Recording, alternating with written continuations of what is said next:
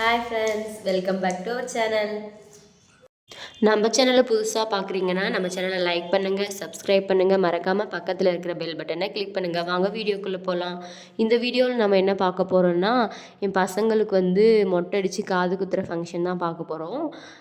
சிம்பிளாக கோவிலில் முடிச்சுட்டு சண்டே வீட்டுக்கிட்ட தான் ஃபங்க்ஷன் கிராண்டாக பண்ணோம். என் பொண்ணுக்கு காது குத்தி முடிச்சாச்சு.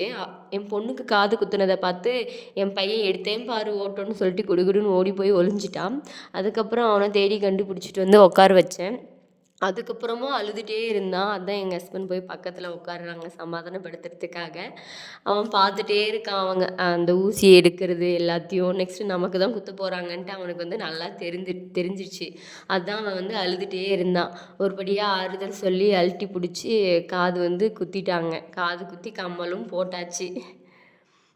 ஃபுல்லாக அழுகை காது குத்தும் போது நல்லா அழுதுட்டான்.